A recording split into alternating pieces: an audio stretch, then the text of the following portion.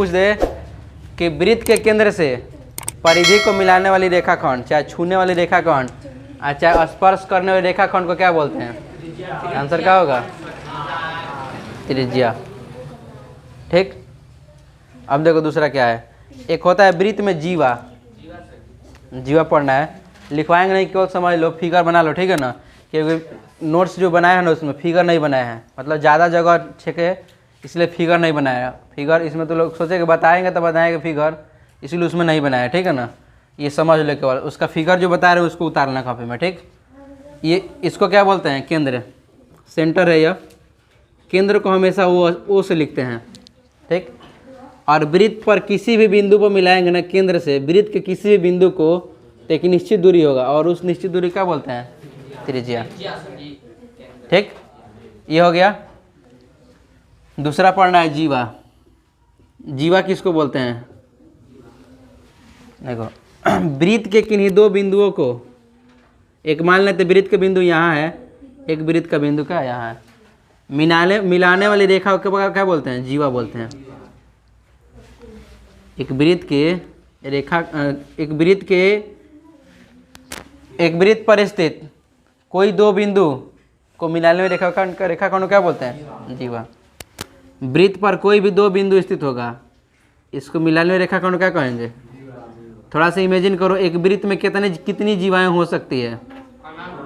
आप जितना मतलब खींच सकते हो उतना हो जाएगा, अपरिभाषित होगा, मारेंगे ना। एक वृत्त की जीवा कितनी हो सकती है? तो जितना खींचा जा, जितना संभव हो उतना खींच सकते हैं, मतलब अपरिमित रूप से अनेक खींच सकते हैं। अब देखो इसमें एक और क्वेश्चन आएगा, यहाँ ऑब्जेक्टिव पूछता है यह कि वृत्त की जो सबसे बड़ी जीवा होती है क्या कहलाती है? वृत्त की जो सबसे बड़ी जीवा होती है क्या कहलाती है?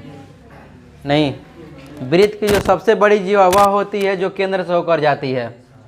यही एक ऐसा स्थान है जहाँ पर क्या है, इसका लंबाई जीवा क्या है? अधिक है, और इसी को क्या बोलते हैं? व्यास। वृत्त का व्यास। क्वेश्चन पूछेगा वृत्त की सबसे बड़ी जीवा की लंबाई क्या कहलाती है? वृत्त का व्यास। अच्छा, क्वेश्चन को उल्टा कर देगा, ऑब्जेक्टिव में सभी आएगा कि वृत्त का व्यास होता है, देगा छोटा जीवा की लंबाई, बड़ी जीवा की लंबाई, छोटी त्रिज्या की लंबाई, इनमें से कोई नहीं। तो क्या होगा? बड़ी जीवा की लंबाई, यानी सबसे बड़ी। उसमें भी कहीं दो दे सकता है एग्जाम में, एगो दे सकता है बड़ी जीवा की लंबाई, एगो दे सकता है सबसे बड़ी जीवा की लंबाई। तो सबसे बड़ी वाला क्या लगाएंगे? टिक लगाएंगे। यानी वृत्त की जो सबसे बड़ी जीवा होती है उसको क्या बोलते हैं? वृत्त का व्यास। और वृत्त का व्यास जो होता है, वह त्रिज्या क्या होता है? 2 गुना होता है। मतलब व्यास जो होता है त्रिज्या कितना होता है? एगो व्यास में कई गो त्रिज्या होगा? 2 गो।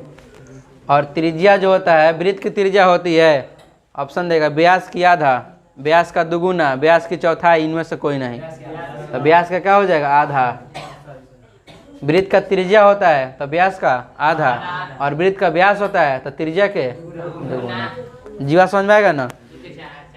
वृत्त के किसी वृत्त पर स्थित किन्हीं दो बिंदुओं को मिलाने वाले रेखाखंड क्या बोलते हैं? उसको जीवा बोलते हैं। ठीक, ये फिगर उतार लेना है।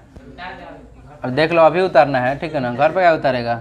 दूसरा देखो नेक्स्ट, ये जीवा समझ में आ गया कि वृत्त खींच लेंगे, कोई भी वृत्त है, वृत्त के किसी दो बिंदुओं, वृत्त पर स्थित किन्हीं दो बिंदुओं को मिलाने वाले रेखाखंड को क्या कहते हैं? जीवा कहते हैं। ठीक, इसको बोलते हैं जीवा। अब देखो दूसरा बात, अब पढ़ना है वृत्त खंड। आगे क्या पढ़ना है? वृत्त खंड। खंड मतलब क्या होता है? टुकड़ा करना। अब वृत्त मतलब क्या होता है? वृत्त मतलब वृत्त को क्या कर देना है? खंड करना है, मतलब टुकड़ा टुकड़ा करना है। अगर देखो ये कोई वृत्त है और यहाँ सेंटर होता है, चाहे सेंटर हटा लो, थोड़ा समझने की कोशिश करो। यहाँ एक क्या कर ले? जीवा खींच ले। ये वृत्त का क्या कहलाएगा? जीवा। तो एक जीवा खींच रहे हैं और कोई जीवा नहीं खींच रहे हैं, तो ये एक जीवा वृत्त को क खंड में बांट दिया, 2 खंड में। एक जीवा जो है वृत्त को क खंड में बांट दिया, 2 खंड में। तो 2 खंड में बांट दिया, तो सबसे बड़ा वाला खंड को क्या बोलते हैं? बड़ा को बोलते हैं दीर्घ, मतलब बड़ा होता है। और लघु का मतलब क्या होता है? छोटा।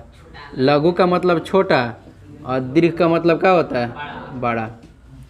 लघु का मतलब छोटा और दीर्घ का मतलब क्या होगा? बड़ा। यह क्या है? जीवा की लंबाई है।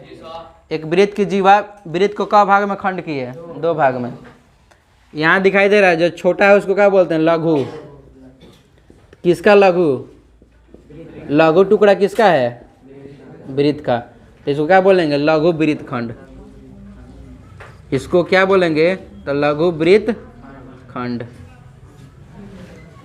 लघु वृत्त खंड बोलेंगे। ठीक। और ये भी वृत्त का एक टुकड़ा है, लेकिन ये बड़ा वृत्त का टुकड़ा है। इसको क्या बोलेंगे? दीर्घ वृत्त खंड। दीर्घ वृत्त खंड मतलब क्या? बड़ा वाला खंड। वृत्त का कौन सा खंड? बड़ा वाला। ये समझ में आ गया? 2 को क्लियर हो गया ना? जीवा किसको बोलते हैं? तो वृत्त पर स्थित किन्हीं 2 बिंदुओं को मिलाने वाली रेखा को क्या बोलते हैं? जीवा। वृत्त पर स्थित कोई 2 बिंदु है, यहाँ कोई बिंदु ए है और यहाँ कोई बिंदु क्या है? बी है। वृत्त पर स्थित कोई 2 बिंदुओं को मिलाने वाली रेखा को क्या बोलते हैं? जीवा। अगर कोई रेखा वृत्त को 2 भाग में बांटती है तो जो भाग छोटा होगा उसको लघु वृत्त खंड बोलेंगे, और जो भाग क्या होगा? बड़ा होगा उसका बोलेंगे दीर्घ वृत्त खंड। क्योंकि लघु का मतलब क्या होता है? छोटा, और दीर्घ का मतलब क्या होता है? नोट करो।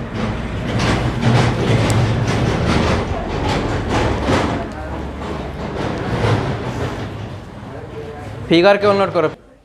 आगे देखो दूसरा, सब बुक में है, तो लोग बुक में भी फिगर है यार, लेकिन समझना जरूरी है। ठीक है, फिर से एक लाइन में देख लो दोनों का आंसर। एक को फिगर में दोनों का देखो। ये कोई वृत्त है, वृत्त पर स्थित कोई बिंदु है 2 गो। वृत्त पर स्थित किन्हीं 2 बिंदुओं को मिलाने वाली रेखा को कहते हैं। ऑब्जेक्टिव में पूछता है यार, वृत्त पर स्थित किसी 2 बिंदुओं को मिलाने वाली रेखा को बोलते हैं। तो नीचे ऑप्शन देगा जीवा, चाप, व्यास, त्रिज्या, इनमें से कोई नहीं। तो क्या होगा? जीवा। और वृत्त की सबसे बड़ी चाप की लंबाई का वृत्त की सबसे बड़ी जीवा की लंबाई क्या बोलेंगे? व्यास। और देखो वृत्त को जो खंड मतलब क्या करना? टुकड़ा करना, बांटना। तो जो बड़ा टुकड़ा होगा उसको दीर्घ बोलते हैं, और जो छोटा उसका बोलते हैं लघु बोलते हैं। तो ये दीर्घ वृत्त खंड है और ये क्या है? लघु वृत्त खंड। अब क्वेश्चन देगा कि दीर्घ वृत्त खंड का क्षेत्रफल निकालिए, तब क्या करोगे? पूरा वृत्त का क्षेत्रफल और माइनस क्या करेगा? लघु वाला घटा देंगे। निकालना होगा दीर्घ वृत्त का क्षेत्रफल, तो क्या करेंगे? पूरा वृत्त का निकालेंगे और इतना क्या करेंगे? तो दीर्घ वृत्त का निकल गया। फिर अगर पूछेगा लघु वृत्त खंड का निकालो, तब क्या करेंगे? पूरा के क्षेत्रफल निकालेंगे और ऊपर से दीर्घ वृत्त खंड का क्या करेंगे? तो आंसर नीचे वाला का आ जाएगा। अब देखो त्रिज्या, आगे पढ़ना है त्रिज्या खंड। आगे पढ़ना है कौन सा? त्रिज्या खंड। त्रिज्या खंड, एक वृत्त में बहुत सारी त्रिज्या हो सकती है। फिगर देखो, ये कोई वृत्त है और यहाँ क्या है? सेंटर है। वृत्त के केंद्र से और उसका परिधि के बीच की दूरी क्या कहते हैं? या वृत्त के केंद्र से वृत्त पर मिलाने में रेखा क्या बोलते हैं? त्रिज्या। और त्रिज्या के द्वारा ही देखो ये 2 भाग में बट रहा है, किसका? 2 गो खंड हो गया है। अगर वृत्त का खंड त्रिज्या के द्वारा होता है उसको बोलते हैं त्रिज्या खंड।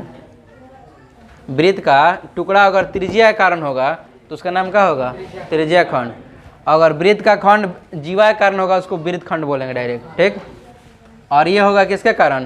त्रिज्या के कारण।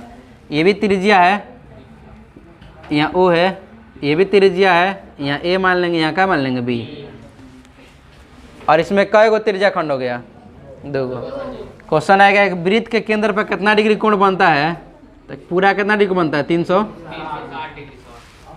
कितना डिग्री बना? 60 डिग्री। अब देखो कि यहाँ अगर थीटा डिग्री कोण बना होगा,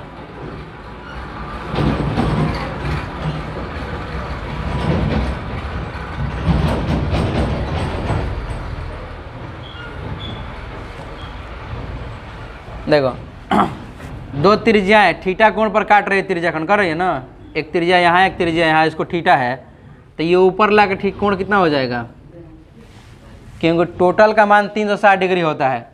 अगर अंदर का मान थीटा होगा तो ये ऊपर ला का मान कितना हो जाएगा?